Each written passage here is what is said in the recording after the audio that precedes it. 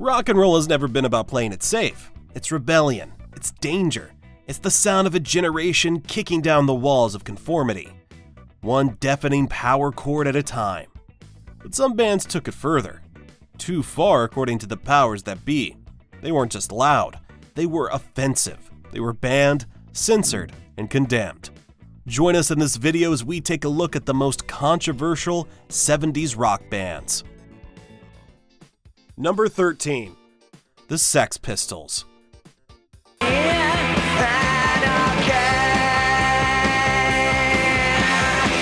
The Sex Pistols weren't just a band. They were a weapon, a Molotov cocktail hurled straight at British society. Their raw, snarling sound and nihilistic lyrics made them instant enemies of the establishment.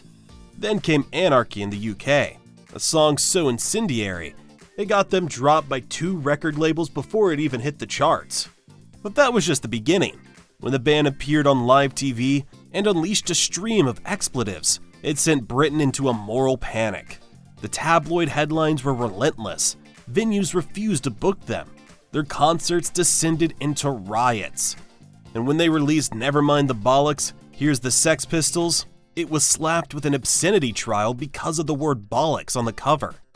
By the time Johnny Rotten sneered his infamous last words, ever get the feeling you've been cheated? At their final US gig in 1978, the Sex Pistols had become the most feared, loathed, and legendary band in punk history. Number 12. Black Sabbath.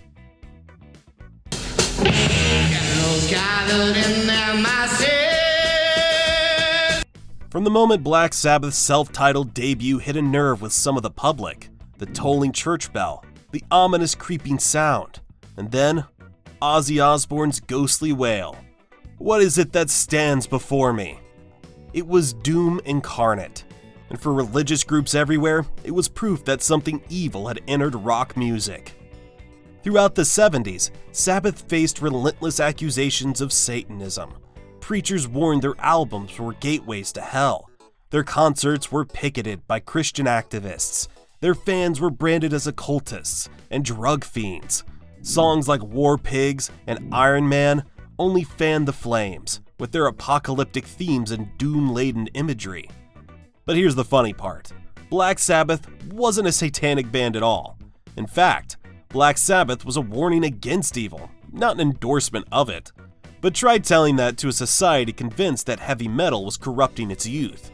Banned from radio stations, censored in multiple countries, and blamed for everything from teenage rebellion to demonic possession, Black Sabbath turned controversy into an art form. And whether you call them metal pioneers or rock's greatest villains, one thing is certain: they were louder than the outrage that followed them. Number 11. Kiss.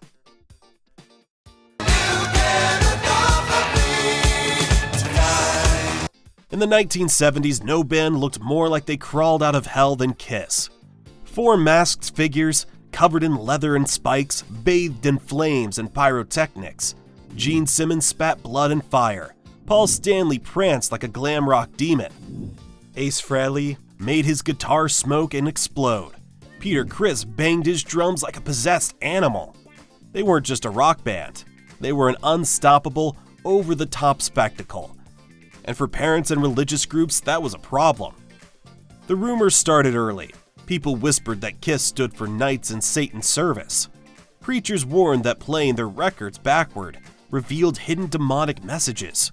Schools banned Kiss t-shirts. The outrage hit its peak when Marvel Comics released a Kiss comic book printed with the band's real blood, giving conspiracy theorists even more ammunition. But it didn't stop there. Cities banned their concerts, fearing riots. Some stores refused to sell their albums. And when they started marketing Kiss lunchboxes, dolls, and trading cards, critics screamed that they were corrupting children. The irony? Kiss was never actually about Satanism or evil.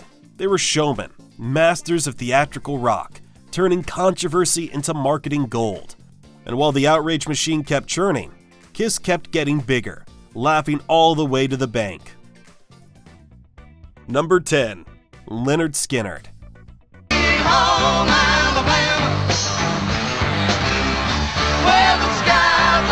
Few bands embodied the raw, untamed spirit of the American South like Lynyrd Skynyrd. They were loud, unapologetic, and deeply proud of their Southern roots. But that very identity made them one of the most controversial bands of the 70s, praised by some, condemned by others.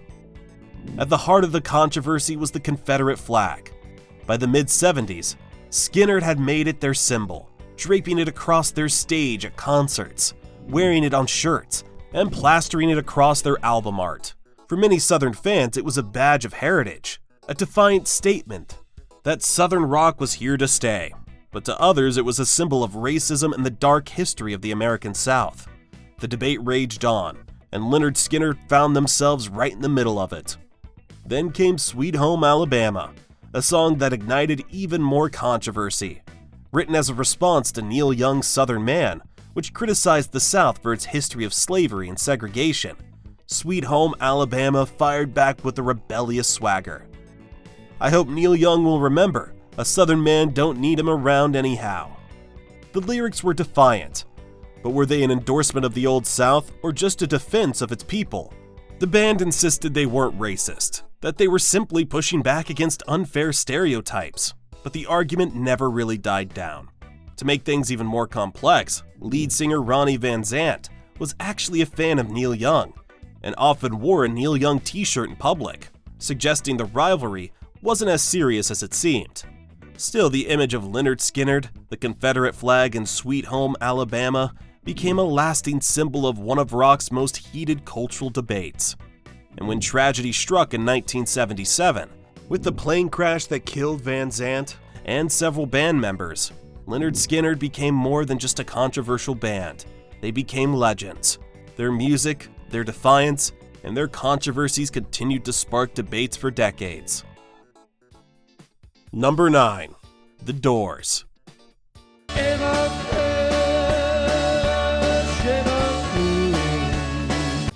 The Doors were no strangers to controversy. From the moment Jim Morrison slithered onto the rock scene with his hypnotic, poetic lyrics and unpredictable stage presence, he was a magnet for chaos. But nothing compared to what happened on March 1st, 1969, in Miami. The band was playing a show at the Dinner Key Auditorium, and Morrison was already in rough shape. He was drunk, belligerent, and taunting the crowd, turning the concept into something more like a deranged sermon than a rock performance. Then it happened. Right there on stage, Morrison allegedly unzipped his pants and exposed himself to the audience. Or did he? Some fans swore they saw it. Others insisted it never happened. Either way, the damage was done. The police issued a warrant for Morrison's arrest, charging him with indecent exposure and profanity. Concert venues panicked and started canceling Doors shows across the country. Radio stations yanked their songs off the air. Conservative groups declared the band a threat to public decency. Morrison, ever the provocateur, laughed it off until he was found guilty and sentenced to 6 months in jail. He appealed, but he never saw the outcome. Before the case was resolved, Jim Morrison was found dead in a Paris bathtub in 1971, at just 27 years old. The Miami incident cast a long shadow over the Doors. Even after Morrison's death, the band's reputation remained tainted. Some venues refused to book them, fearing their connection to the Miami obscenity trial. Yet, controversy aside, the Doors' music endured. Morrison had spent his life-breaking boundaries, and even in death, he remained one of rock's most enigmatic, dangerous figures. Number 8. Frank Zappa and the Mothers of Invention.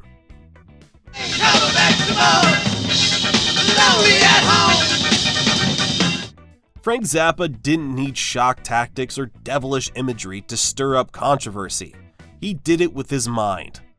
Throughout the 70s, Zappa and his band, the Mothers of Invention, waged war against censors, politicians, and the entire concept of what music should be. He mocked authority. He wrote lyrics so satirical and bizarre that they got his albums banned. He was a genius, a provocateur, and a musician so ahead of his time that most of the world didn't even know what to do with him. Take We're Only In It For The Money, 1968. The album was a full-blown parody of hippie culture, ridiculing the very movement that had embraced rock as its anthem. Zappa didn't just question authority, He questioned everyone, from the government to the counterculture itself. Then came Joe's Garage, 1979, a concept album that pushed the boundaries of free speech. Songs like Catholic Girls and Cruise Slut openly mocked religious hypocrisy and sexual repression, drawing the ire of conservative groups. But the real controversy came with A Token of My Extreme and Watermelon and Easter Hay, which satirized government censorship and the music industry's greed. It was no surprise when Zappa became one of the loudest voices against censorship in rock music. In the 80s, he famously took on the Parents Music Resource Center, PMRC, a group led by Tipper Gore that wanted to put warning labels on albums with explicit content.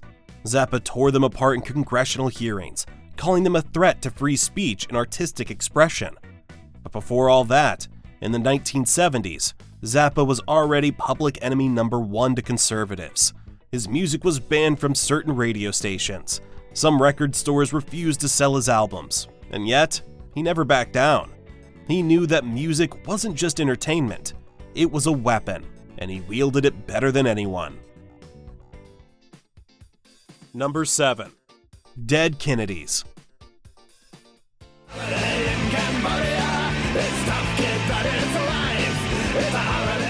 By the late 70s, punk rock had already become a battleground for controversy, but no band threw themselves into the fire quite like Dead Kennedys. Formed in 1978, they were loud, unapologetically political, and fully committed to pissing off the establishment, and they did it better than anyone. Their name alone was enough to make people furious. Dead Kennedys wasn't just shocking, it was blasphemous, a direct jab at American tragedy. When newspapers printed their name, readers called in to complain. Concert venues refused to book them, but frontman Jello Biafra loved every second of it. Then came the music. Songs like California Uber Alles, a brutal satire of California's then Governor Jerry Brown, mocked him as a fascist dictator, or Holiday in Cambodia, which ripped into the ignorance of privileged Americans while referencing the horrors of the Khmer Rouge. But their biggest controversy was yet to come. In 1985, they released Frankenchrist, an album that would lead to one of the most infamous obscenity trials in music history. The problem? It wasn't the music, it was the artwork. The album included a poster of H.R. Giger's penis landscape, a surreal and highly explicit painting. When a mother in California bought the album for her teenage son, she was horrified by the insert. She reported it, and suddenly Dead Kennedys weren't just a punk band, they were criminals. Jello Biafra was charged with distributing harmful materials to minors, facing potential jail time. The trial dragged on for months, turning into a national debate about censorship and artistic freedom. Though the charges were eventually dropped, the case nearly destroyed the band. They lost money, members quit, and Dead Kennedys disbanded soon after. But their impact? Unstoppable. Their music became the blueprint for politically charged punk. They weren't just a band. They were blacklisted, investigated, and nearly erased. And yet their voice still echoes through punk rock today. Number 6. Iggy Pop and the Stooges. That's peanut butter.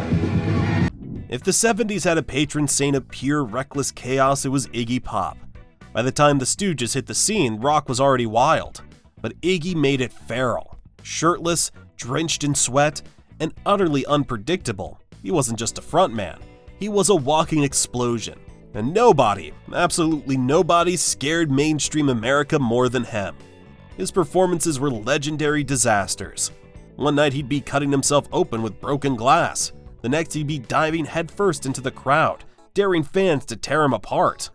At a 1970 gig in Ohio, he was pelted with eggs and beer cans. So he smeared peanut butter all over himself and jumped into the audience. The man had zero limits.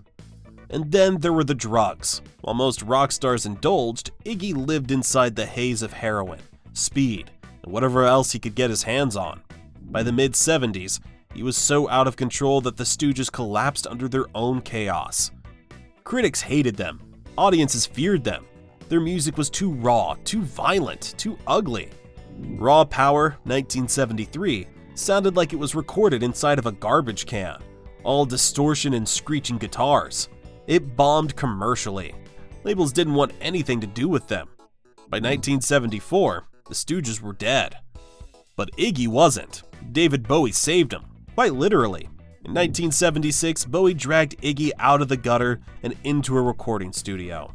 The result? A reinvention that turned him into one of punk's biggest icons. The Stooges may have been too much for the 70s, but their influence was endless. Every punk band that came after owed them a debt. Iggy wasn't just controversial, he was ground zero for punk insanity. Number 5. MC5. Kick off the jams, If the Stooges were wild, then their Detroit counterparts, MC5, were downright revolutionary. With their battle cry, "Kick out the jams, MC5 came crashing into the late 60s and early 70s with a mission to tear down the system, one riot at a time. Their music was loud, fast, and furious, but it wasn't just about rebellion, it was about revolution.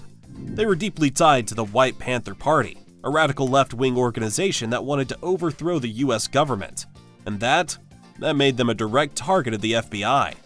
Everywhere they played, chaos followed. Detroit police raided their shows, promoters blacklisted them.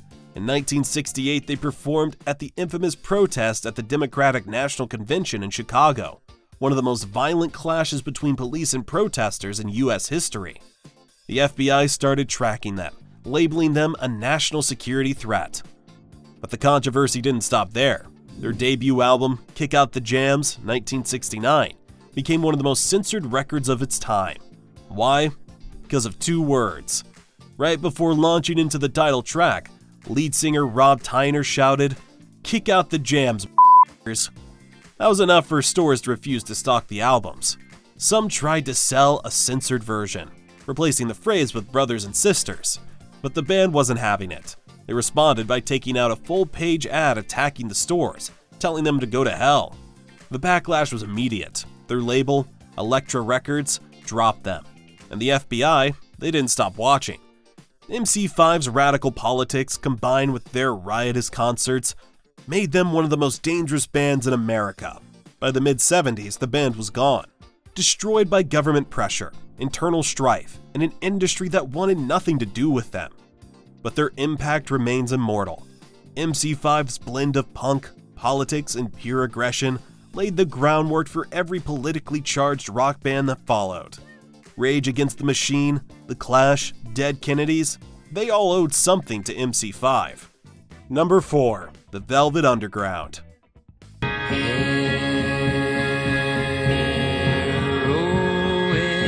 By the time the 70s rolled in, the Velvet Underground were already legends of the underground scene. But here's the thing, they were never just meant for mainstream success. They weren't just controversial, they were outright rejected. While most rock bands sang about love and rebellion, Lou Reed and company dove headfirst into the darkest corners of life: heroin addiction, sadomasochism, and the seedy underbelly of New York. Their 1967 debut album, The Velvet Underground and Nico, was a nuclear bomb of taboo topics. Songs like Heroin and Venus and Furs weren't just shocking, they were too real, painting grim, unfiltered pictures of addiction and sexual deviance. It was so extreme that radio stations flat out refused to play them. Stores wouldn't stock the album. The band became radioactive in the industry. But their controversy didn't stop in the 60s. By the early 70s, Lou Reed had gone solo, and the Velvet Underground's influence was only growing. Their album covers were getting banned. The artwork for Loaded, 1970, was almost scrapped for looking too obscene.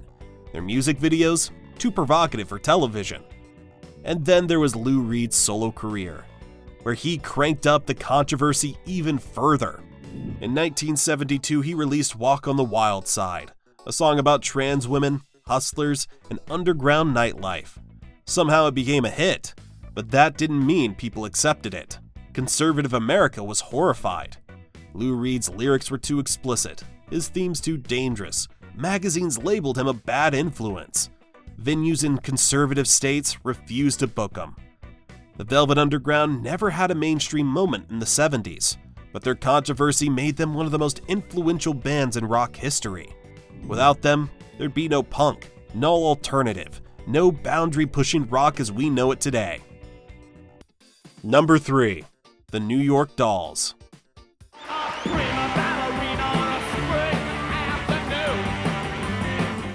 If the Velvet Underground paved the way for punk, New York Dolls were the ones who threw gasoline on the fire.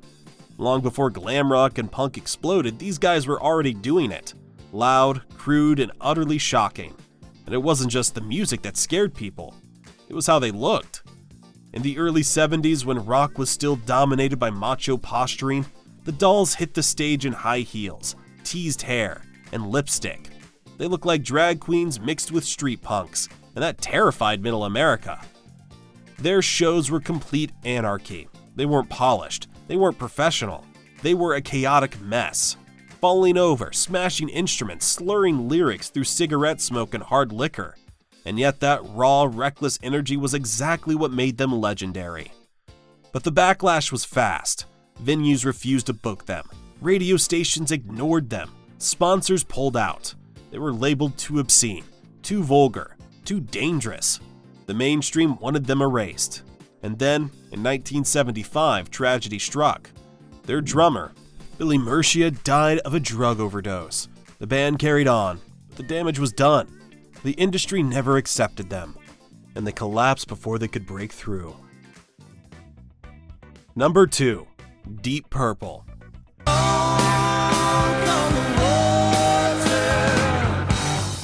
When people talk about controversial rock bands, they usually mean scandal, politics, or explicit lyrics. But Deep Purple, they got banned for being too loud. In the early 70s, Deep Purple wasn't just another hard rock band. They were a force of nature.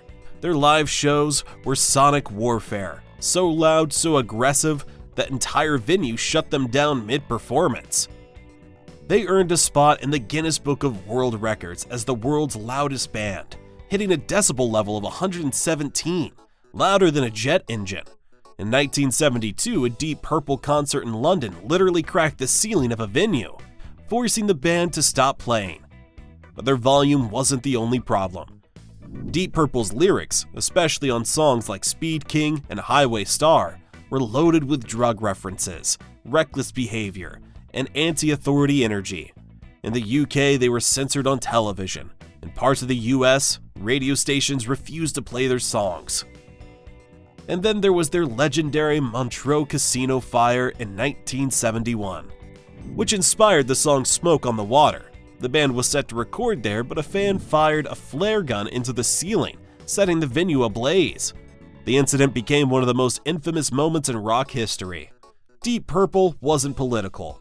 They weren't shocking in the traditional sense, but their sheer intensity made them public enemy number 1 in the eyes of noise ordinances, moral watchdogs, and the venues that simply couldn't handle them. Number 1. The Rolling Stones.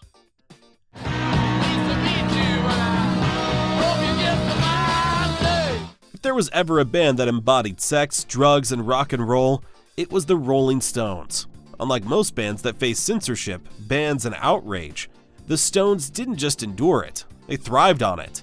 By the early 70s, they were already the most dangerous band in the world. The Beatles were polished and lovable. The Stones, they were dirty, decadent, and proudly corrupting the youth. And they didn't just flirt with controversy, they embraced it. The band's most notorious moment came on December 6, 1969, at the Altamont Free Concert in California. Billed as the West Coast answer to Woodstock, it should have been a celebration. Instead, it became a waking nightmare. Mick Jagger strutted onto the stage, but from the moment the band started playing, chaos erupted. The Hells Angels, hired as security, were brutal, wielding pool cues and knives, attacking fans at random. And then in front of 300,000 people, 18-year-old Meredith Hunter was stabbed to death right in front of the stage. It was the death of the 60s dream, and the Rolling Stones were right at the center of it. In the aftermath, the band was vilified. They were accused of fueling violence, excess, and moral decay. Some said they were responsible for Hunter's death, a claim they denied, but one that followed them for years. And yet, their career only got bigger. Their songs weren't just suggestive, they were outright filthy. Star was so explicit that it had to be renamed Star Star just to be released. Brown Sugar was a blatant song about slavery, interracial sex, and exploitation, yet it became a hit. Let's Spend the Night Together got them banned from US television after they refused to change the lyrics. They were regularly arrested, their concerts were shut down, and Mick Jagger himself was targeted by the British government for obscenity. When Keith Richards was busted for heroin in 1977, it nearly destroyed the band. But here's the thing, the Rolling Stones were unstoppable. They took every scandal, every controversy, and every moral panic, and turned it into fuel. They weren't just the biggest band of the 70s, they were the band that defined rock and roll rebellion. And despite it all, they kept standing. If you loved this video journey on rock's most scandalous, dangerous, and untouchable bands, make sure to like, subscribe, and hit that bell icon, because we've got even more stories to tell. And trust me, we're just getting started.